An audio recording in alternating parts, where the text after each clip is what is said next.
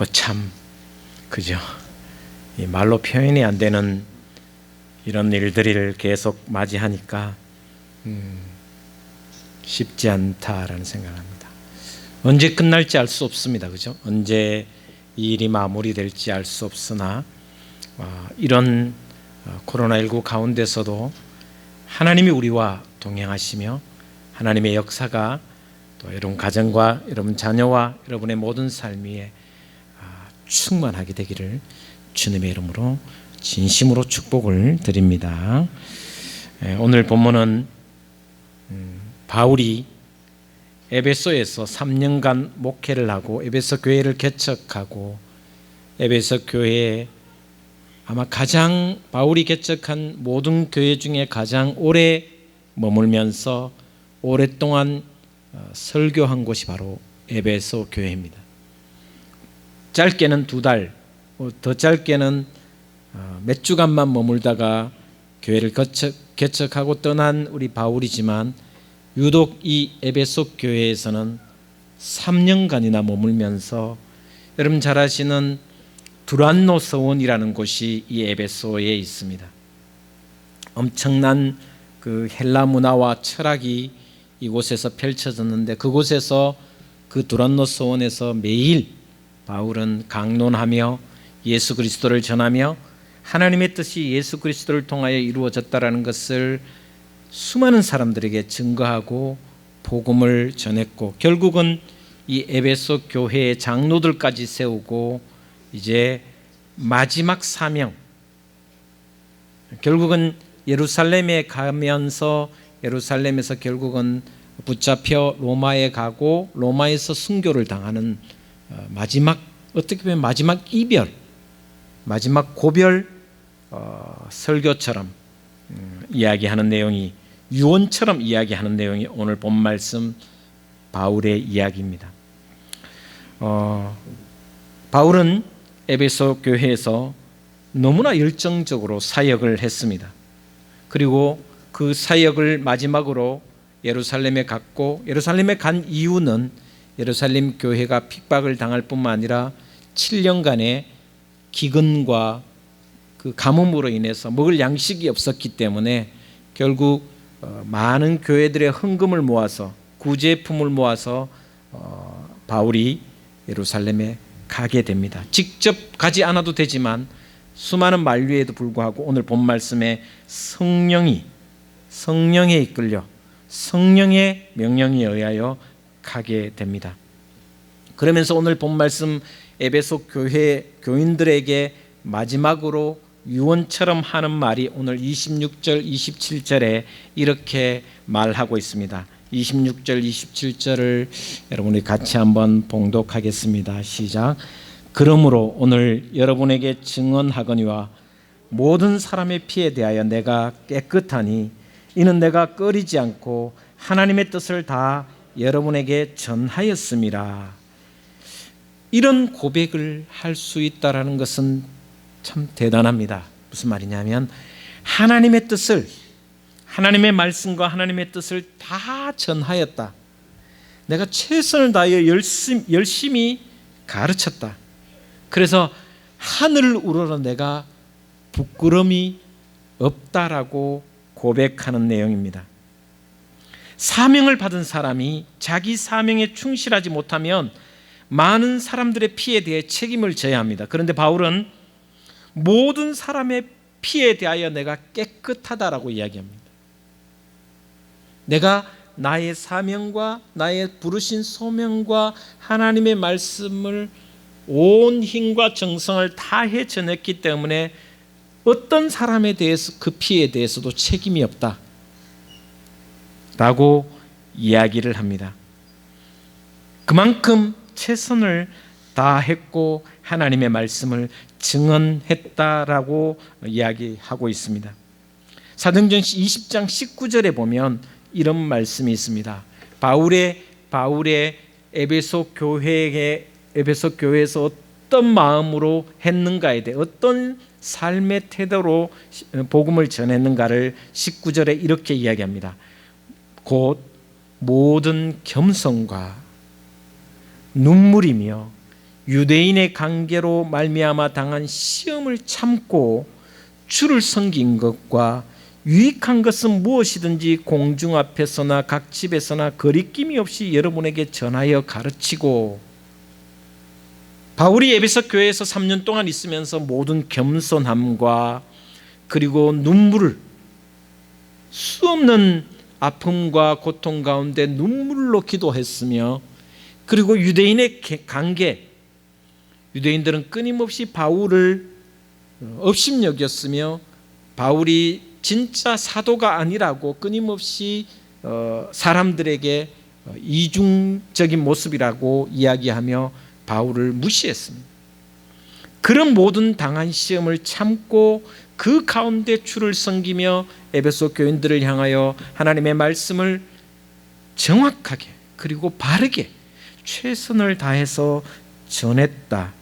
3년간 헌신했다라는 것을 이야기하면서 나는 모든 사람의 피에 대하여 깨끗하다라고 고백하고 있습니다. 만약에 이것이 거짓이었다면, 이 말이 거짓이었다면 바울의 이 고백이 내가 너희 모든 사람에 대하여 그 피에 대하여 내가 깨끗하고 하늘을 우러러 부끄러움이 없다라는 말이 거짓이었다면, 그 다음에 보시면 나중에 에베소 교회 장로들이 바울을 껴안고 웁니다. 이별을 하면서 웁니다. 가지 말라고. 왜냐하면 예루살렘에 가면 반드시 죽을 것을 알고, 또 예루살렘에 가면 체포되어서 결국은 큰 해를 당할 수밖에 없다라는 것을 너무나도 잘 알았기 때문에 장로들이 만류하면서 붙잡으면서 웁니다. 눈물의 이별식을 하지요. 바울의 3년의 삶을 보여주는 모습이 바로 이런 모습이다. 그동안 만약에 바울이 조금 실수하거나 잘못하거나 아니면 대충 했다면 목사님 가는데 잘 가라고 속으로는 후련하면서 겉으로는 그랬을 수도 있을 것입니다. 그러나 모든 교우들이 바울과 이별하며 눈물의 이별식을 합니다. 그만큼 헌신했고 정성을 다했고 하나님 앞에 부끄럼 없이 사명을 다 감당했다라는 것을 보여주고 있습니다. 바울 스스로도 체포되면 죽는다라는 것을 36절 37절에 이렇게 기록하고 있습니다. 이 말을 한 후 무릎을 꿇고 그 모든 사람들과 함께 기도하니 다 크게 울며 바울의 목을 안고 입을 맞추고 38절에 이렇게 입니다. 다시 그 얼굴을 보지 못하리라 한 말로 말미암아 더욱 근심하고 배에까지 그를 전송하니라. 바울은 스스로도, 자기 스스로도 내가 이제 가면 마지막이라는 것을 알고 있었습니다. 내가 이제 예루살렘에 가면 결국 나 자신도 어떻게 될지 알 수 없지만 환난이 기다리고 있고, 또한 죽음을 맞이할 것이며, 또한 에베소 교인들과는 다시는 얼굴을 보지 못할 것이다라는 것을 알고 있습니다. 그런 바울이 에베소 교회에서 3년 동안 목회하면서 어떠한 태도로, 어떤 열정을 가지고 최선을 다했는가를 통해서 오늘 저와 여러분도 그 바울의 각오, 고백, 태도를 가지고 오늘 이 코로나 시대에 어떻게 바울처럼 살아갈 것인가를 한번 생각해 보고자 합니다. 그는 먼저 한결같은 믿음으로 사명에 임하였습니다. 오늘 24절 말씀을 한번 같이 봉독해 보겠습니다. 24절입니다. 같이 보겠습니다. 시작. 내가 달려갈 길과 주 예수께 받은 사명 곧 하나님의 은혜의 복음을 증언하는 일을 마치려 하면은 나의 생명조차 조금도 귀한 것으로 여기지 아니하노라. 디모데후서 4장 7절에는 비슷한 말씀이 있습니다. 나는 선한 싸움을 싸우고 나의 달려갈 길을 마치고 믿음을 지켰다라고 고백하고 있습니다. 바울의 신앙의 가장 중요한 것 중에 하나가 뭐냐면 한결같은 믿음이라는 것입니다. 바울이 사도행전 9장에서 다메섹에서 회심한 이후 마지막 순교하는 그 순간까지 젊은 시절에 다메섹에서 예수 그리스도를 만나 회심하고 난 뒤에 마지막 죽는 그 순간까지 초지일관 변함없이 믿음의 소명을 끝까지 감당했다라는 것입니다. 나의 달려갈 길을 달려왔다.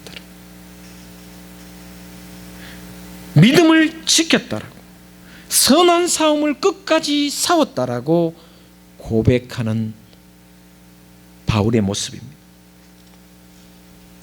한결같은 마음을 갖는다라는 것은 참 쉽지 않은 것 같습니다. 제가 좋아하는 선교사 한 분이 있습니다. 1865년에 22살에 중국에, 1860년대쯤엔 1800년대는 중국이 온통 전쟁통이었습니다. 하루도 전쟁이 쉬지 않는 날이 없었습니다. 그때 22살의 나이로 중국 선교사로 간 영국의 허드슨 테일러라는 선교사님이 계십니다. 저는 이 선교사님을 너무너무 많은 선교사님들 중에 너무너무 좋아합니다.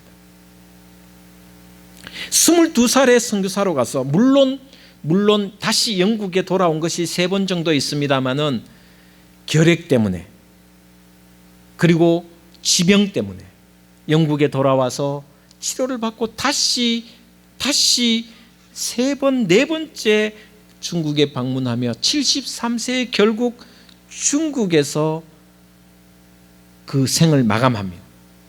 약 51년 가까이 중국에서 선교사로서 삶을 살았습니다.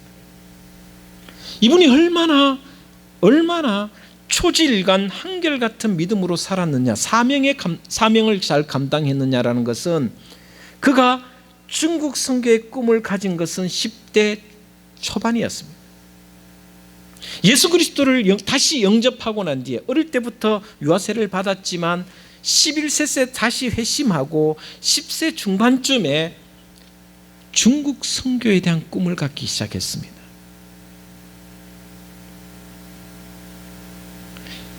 아버지 어머니가 약사였습니다. 그는 의술을 익혀서 의대를 나와서 그리고 목회자의 길로 접어들어서 의술과 함께 목회 선교를 해야 되겠다 해서 결단하고는 중국 선교지를 목표를 두고 변함없는 삶을 살았습니다. 중국 선교의 목적을 딱 정한 그날부터 침대에서 한 번도 자지 않았습니다. 영국 사람들은 다 침대에서 자는데 그는 중국 동양의 문화가 침대 문화가 아니고 온돌 문화라는 것을 알고는 그때부터 침대에서 자지 않았습니다. 그리고 자신이 선교 후원회를 통해서 가지 않고 홀로 가서 복음을 전해야 된다는 그런 생각을 가지고 하루에 한 끼만 굶는 훈련을 했습니다. 그래서 하루에 한 끼만 먹는 훈련을 했습니다. 그런데 그 한 끼만 먹고 또 자신이 침대에서 자지 않는 훈련을 한 번도 쉬지 않았습니다. 그리고 중국 선교의 꿈을 꾼 그날부터 중국 한자를 공부하기 시작했습니다. 22살에 중국 선교사로 출발할 때는 이미 중국어에 대해서 거의 대부분의 한자를 통달한 상태였습니다. 그리고 그는 중국 선교의 길에 아내와 함께 가서 큰딸을 잃었고 막내 아들을 잃고 결국 아내도 중국에서 죽습니다. 그럼에도 불구하고 수많은 아픔과 고난과 역경이 있었지만 한결같은 소명을 최선을 다해서 감당했습니다. 지금 중국이라는 나라가 공산주의지만 그럼에도 불구하고 1억 5천이라 되는 크리스찬이 있을 수 있었던 것은 허드슨 테일러라는 사람이 선교사가 있었기 때문입니다. 그는 중국어로 성경을 개정하여 만들었습니다. 그리고 중국어마다 또 다른 중국도 다른 언어들이 같은 중국어이지만 다른 언어들이 있었지만 많은 성경을 번역하여 영어로 된 성경을 중국어로 번역하여 끊임없이 보급했습니다. 그는 실제적으로 이렇게 말합니다. 내가 50년 동안 전도한 사람이 한 명이 되지 않았을지라도 한 명도 결실을 맺지 못해도 나는 이곳에서 하나님의 일을 감당하였노라고 이야기를 합니다. 그만큼 한결같은 믿음으로 한결같은 소명으로 살았습니다. 심지어 지금은 염색을 쉽게 할 수 있었지만 영국 사람으로서 노랑머리, 그 노랑머리를 까만 머리로 염색을 해서 그리고 중국인 옷을 입고, 물론 눈은 염색할 수 없어서 파란 눈이었지만 심지어 그의 고백에 의하면 눈조차도 까만 눈으로 염색하고 싶을 마음으로 초지일간 중국 선교에 대해서 한결같은 믿음으로 선교의 삶을 살았습니다. 저는 이 허드슨 테일러의 삶을 보고 또 바울의 삶을 지켜보면서 바울의 삶도 평탄한 삶이 없었습니다. 고난의 연속이었습니다. 시련과 핍박과 박해가 끊임없이 있었습니다. 그의 전도여행의 우여곡절은 너무나도 심했습니다. 그럼에도 불구하고 그는 흔들리지 않았습니다. 때로는 전도하면서 끊임없이 그는 장막 짓는 일을 했고 그 장막 짓는 일로 통해서 수입으로 먹고 살았으며 또한 그 수입으로 전도의 길도 열었습니다. 그런 삶을 살았음에도 불구하고 그는 회의에 빠지지 않았습니다. 허드슨 테일러도 똑같습니다. 한 번도 내가 왜 이 중국 땅에 와서 이렇게 살고 있는가에 대한 회의감에 빠진 적이 없었다고 합니다.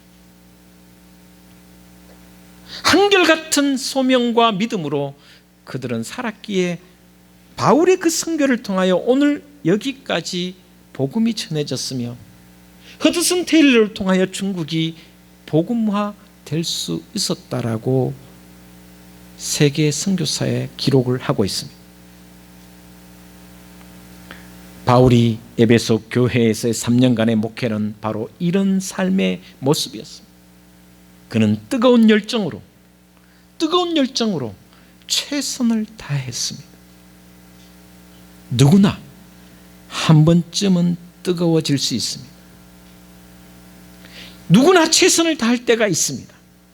그러나 한때만 그렇게 해서는 안 된다는 것입니다. 언제나 뜨거운 신앙과 사명과 열정을 가지고 교회와 하나님 나라와 하나님의 영광을 위하여 내 생을 불태워야 된다라는 것이 바로 바울의 신앙이었고 허드슨 테일러의 신앙입니다.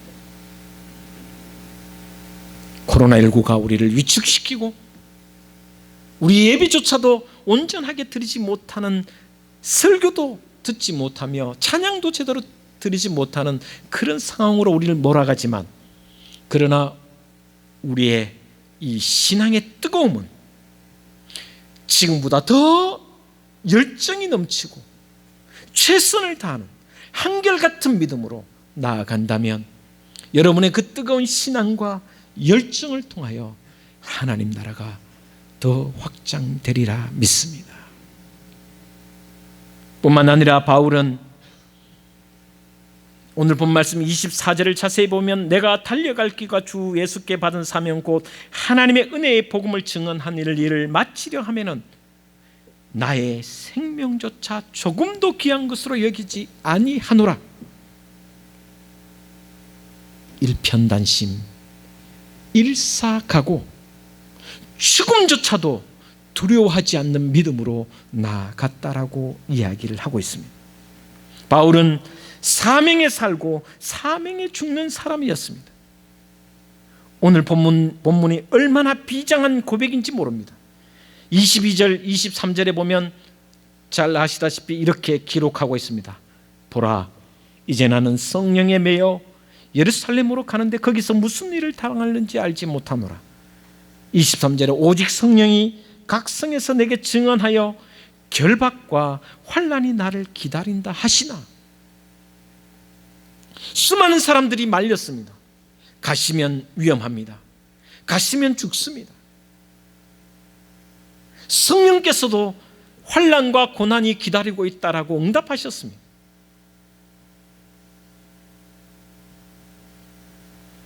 예루살렘에 올라가면 반드시 죽을 것이라는 것도, 환난과 고난과 박해가 기다리고 있다는 것도 분명히 알고 있습니다. 그럼에도 불구하고 그 길을 마다하지 않고 가겠다고 결단합니다.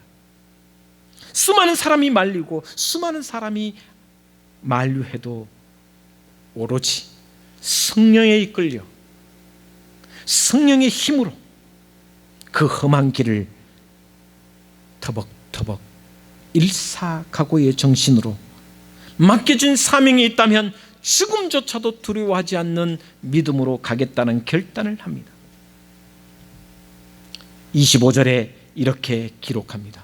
보라, 내가 여러분 중에 왕래하며 하나님의 나라를 전파하였으나 이제는 여러분이 다 내 얼굴을 다시 보지 못할 줄 아노라. 이제는 한번 헤어지면 여러분과 마지막이다. 다시는 얼굴을 보지 못할 것이라는 것을 분명히 알고 있습니다. 어떤 식으로든지 순교할 것이라는 것을 알았습니다. 그런데 히브리서 말씀처럼 세상이 이들을 감당치 못하는 사람은 누구냐? 바로 죽음을 두려워하지 않는 사람들입니다. 저는 또 우리 믿음의 선조 가운데, 우리 대한민국의 믿음의 선조 가운데 일제강점기에 주기철 목사님을 존경합니다. 그분은 애국자이시며 또한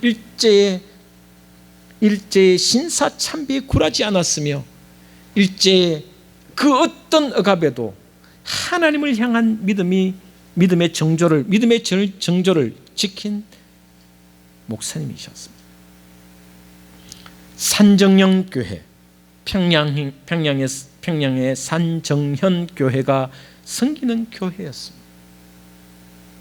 일제 경찰들이 잡아가는 그날 설교 제목이 무엇이었느냐? 일사각오의 신앙이었습니다. 그날 일사각오의 신앙이라는 바울의 이 오늘 본문 말씀 사도행전 20장 설교하고 그는 잡혀가서 결국 순교합니다. 일제의 고문에 견디지 못해서 순교합니다. 바울도 에베소 교회 장로들 앞에서 마지막으로 행한 고백이 일사각오였습니다. 이 시대에 일사각오나 순교는 이슬람권이나 공산권이 아니면 거의 없습니다. 그러나 그럼에도 불구하고 저와 여러분의 마음가짐, 신앙의 마음가짐은 일사각오의 마음이었으면 좋겠습니다. 주님의 제자라는 사람들이 예수 그리스도의 뒤를 따라가면서도 십자가를 지지 않고 따라간다는 것은 있을 수가 없는 것입니다. 십자가를 지고 따라간다는 것은 일사각오의 신앙입니다. 바울처럼, 주기철 목사님처럼 순교의 정신으로 주님 뒤를 따라가는 저와 여러분이 되셔서 이 코로나19 시기에, 이 시국에 여러분의 신앙을 통하여 하나님이 기뻐하시는, 하나님이 영광 받으시는 그런 신앙이 되어서 우리 둥지교회도 여러분의 신앙을 통하여 더 부흥하고 성장하며 이 어려운 때에 오히려 넉넉히 이김이 있었다라고 고백할 수 있는 저와 여러분의 모든 삶이 되기를 주님의 이름으로 축복을 드립니다. 기도하겠습니다. 하나님, 바울의 각오, 허드슨 테일러 선교사의 신앙, 주기철 목사님의 신앙을 돌아봅니다. 그들은 언제나 초지일간 처음부터 끝까지 한결같은 믿음의 삶을 살았습니다. 회의에 빠지지도 않았으며 항상 뜨거운 신앙 삶을 통하여 그 신앙의 삶 위에 하나님 나라가 확장됨을 보았습니다. 또한 그의 신앙은 일사각오의 신앙이었습니다. 주님, 이 시대에 죽음의 신앙은 없지만 그럼에도 불구하고 우리의 신앙의 자세는 죽음을 무릅쓰고 신앙할 수 있는 태도로 나아가게 하여 주시옵소서. 그리하여 바울처럼, 허드슨 테일러처럼, 주기철 목사님처럼 주님의 뒤를 쫓아가 하나님의 영광이 우리를 통하여 펼쳐지게 인도하여 주시옵소서. 예수님 이름으로 기도 올리옵나이다. 아멘.